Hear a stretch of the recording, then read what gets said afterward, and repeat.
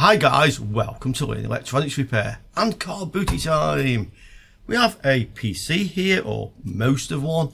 So this is how it arrived, no front panel. This side panel is missing.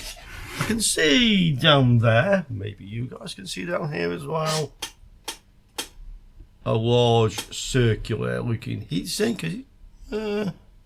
No, maybe it's a large rectangular looking heatsink, so probably a P478 this one. Once again, I think backed up by the 4 USBs, onboard LAN, onboard sound and VGA on this one. This is kind of like, well, just loose really. So let's have a look to see what's inside this one. And yes, we have a P4 Asus motherboard. Oh, we've seen these exact ones before. So this is the Asus P4S800 MX, 800 megahertz front side buzz, but also underneath these cables where you can't see very well. So I'll get the motherboard out of this. There's no hard drive on this one, no graphics card in. Looks like a modem actually. And when it's on the bench, we can have a much closer look. And here it is, we can see it clearly now, P4S800-MX SE. We've seen these before. There's slightly different models with more PCI slots. This is like a mini ATX type board rather than a full size one. All the capacitors look really nice on this one actually. Don't see any visible issues, really, no corrosion for a change. Something green there, whatever that is. Okay.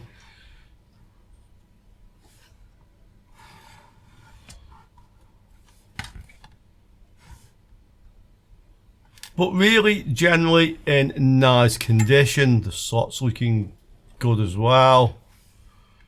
AGP slot. Bit dusty in there, but there was no AGP card in this, so it's not being used so far. That would kind of explain why it gets dust in there.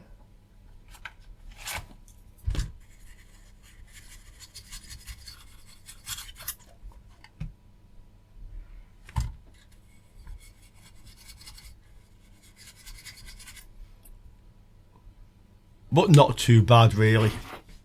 Just inserting a card a few times will help with that.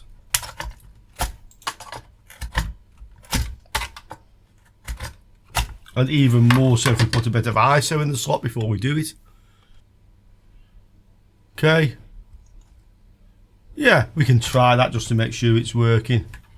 Let's see if we have any shorts. So ohms range, 12 volt connector. Yeah, looks okay. Looks okay. And these will be ground anyway. Right. No RAM fitted, so with a bit of luck, it will bleep and give us some code like C0 or C1. Or maybe E0, E1, depending on the BIOS. Power on. Power on. Little green LED came on, but you can't see it, it's just the side of the capacitor. And it boots. And gives us DE, just to show us that there's various codes that mean no RAM.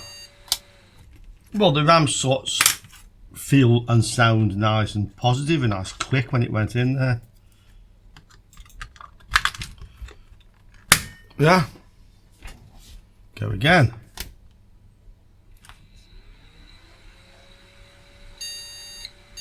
Same, interesting. One out.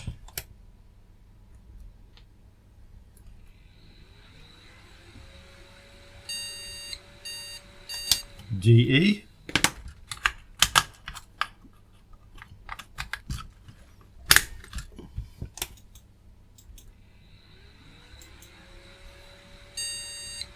Yeah, same. Either strip in either slot or without. Huh? Okay, let's give the slots a clean.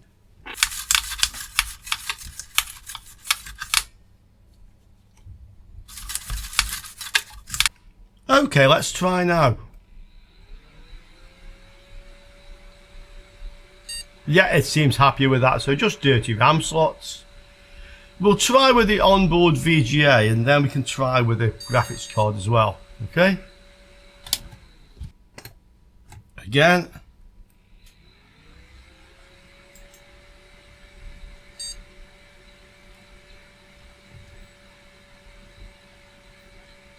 Yeah. Let's just try the other RAM slot as well.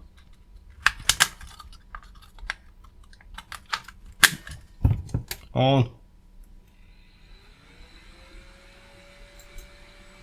Yep.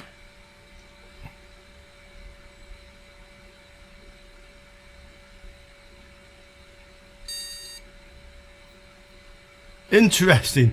I get a blue light on the monitor. I didn't get a picture with that one. That must just be a loose connection on the VGA because it's booted up. Let's go again. Oh, in fact, just as I switched it off, it came up. So once again, to show you guys. Power on. Yeah, you see the flashing cursor. Reboot. Okay. So the motherboard's working. I'll try the AGP as well because it's a little bit grubby in there.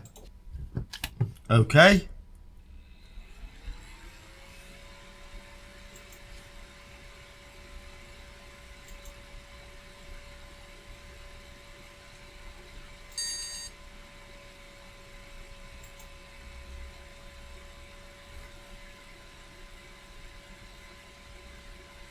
No, so it looks like I might have a dirty slot as well. It seems to have detected the card, just didn't actually work.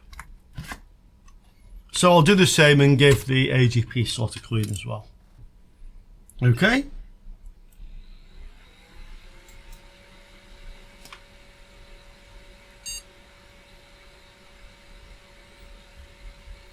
Yeah, blue lights on the monitor. And there. So this one is good. Let's just check again. I want to see which CPU's in this. Actually, if it's a 3.4, we're in the money. If it's anything else, we're not.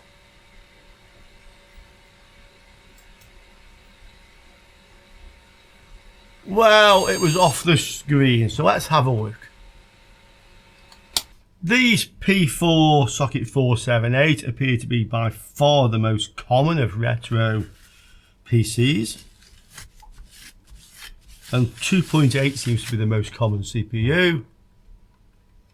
And this one, oh, actually is a 1.8, so it's a slow one, okay? So the processor's not going to have any value. Does the motherboard? I don't see any for sale. I do see a similar one, which is the P4P800, asking £60 there. Another P4P, two more of the P4P, asking the same sort of price.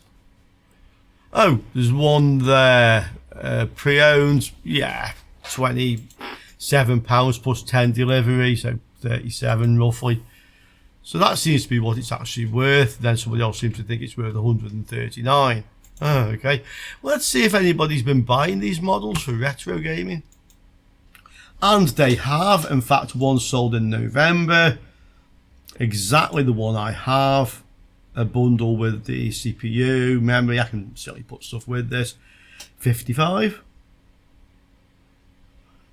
And another one sold for 25. Ah. This one says refurbished, so what is it saying? They've recapped this one. Another one sold for 67. It seems that one was a bit of an outlier. To be honest, the ones were fetching more money. Yeah. So I would say probably 50. I mean, that's a good average. That one was cheap, but the rest people were paying these prices for 50, 55. I paid €20 for this, so that's okay. And we have another here, so beige case, beige DVD-ROM, beige DVD writer, SIEM Cerbicos Informaticos, see, even the phone number, that's the company who would have built this.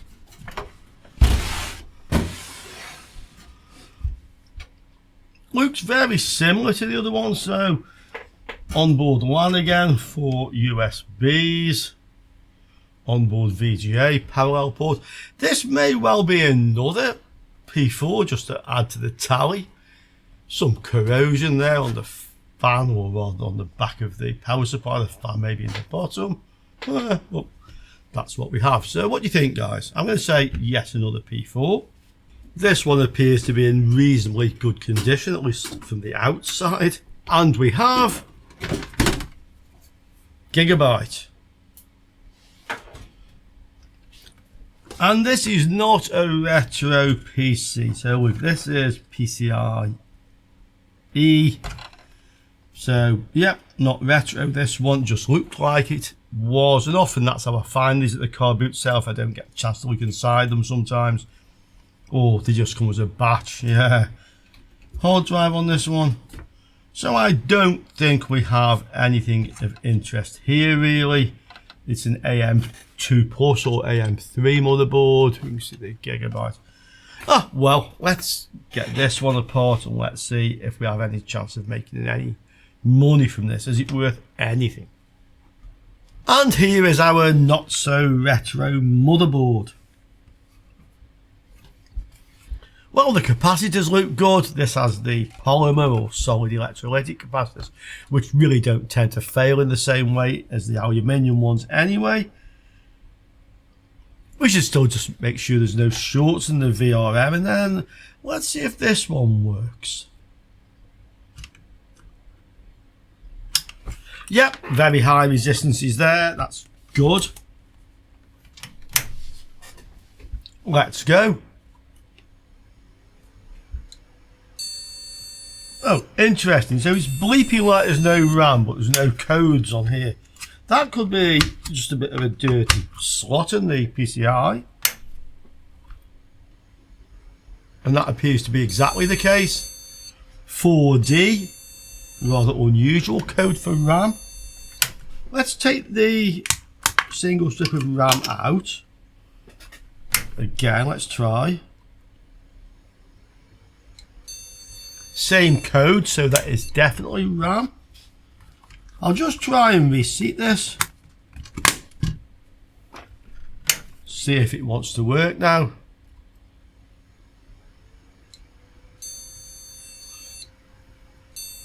Well, interesting. Same bleep, different code, yeah?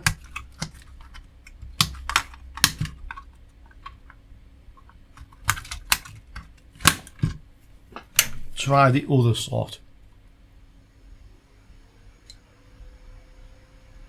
Happier with that. Let's see, do we have a picture? We do. Let's go back into the first slot again.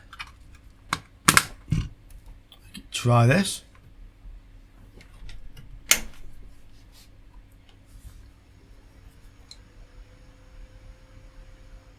Now it's got it. Okay. This one came with a hard drive, so let's just see what operating system they were running on this. Is there a date on this machine out of interest? Well, it appears to be from around 2007, which sounds about right for these. Let's give it a go.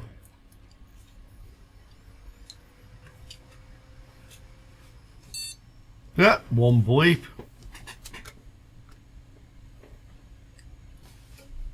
Starting Windows.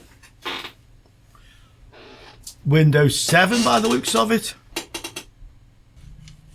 Yes, and we're in. Oh, folder here, Music 2016. So they were using this machine as late as 2016 at least. Office 2007. So, yeah, I suspect this machine is from around 2006, 2007. Let's have a look to see if this thing has any value. I don't think it will have, and we'll just chat about that afterwards, but let's just see first. Well, these are being offered for sale, similar sort of prices to a lot of the retro boards we have. There's a lot of them.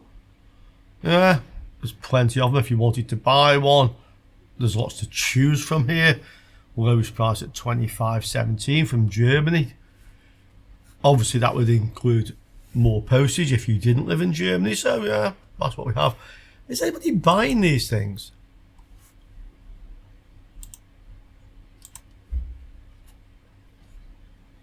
And actually, yes, they are. And to be honest, they're buying them at the similar sort of prices of some of the retro ones. Sometimes quite a bit cheaper, I will say, though. Even the cheapest of the AGP boards seems to be about 40, although there are exceptions, of course, to that rule. So, these motherboards do sell. This thing is, what, 18 or 19 years old, getting on for. Why isn't it a retro collectible? Well, I would propose that the reason for that is that nothing has really changed since this time. Okay, this still has a floppy drive connector and IDE as well as SATA, but nothing has really changed since PCIe. It's PCIe, yeah. And although processors have got faster and we've got faster types of RAM and such like, and USB 3, you know, various things like that, but the basic architecture is the same now as it was then. And that's why I don't see these really becoming collectibles. Maybe, of course, in the future, all PCs, tower PCs, will be collectibles, because at some point there probably won't have been any made for 20 years. Yeah, and then maybe the last of them, the most powerful, the fastest of them, will become very, very collectible. Even though at that time probably they will be slow compared to what we have there. Okay, so that's my view why these are not collectible motherboards. But hey, in the 90s, nobody ever figured out how valuable that stuff would be worth now. Yeah, so I could be wrong. Let's talk about it down there. Hope you enjoyed that one. A little bit of a short one. Only one retro machine this week, but it was fun, yeah. Look forward to seeing you all soon again on Learn Electronics Repair. Ciao for now, guys.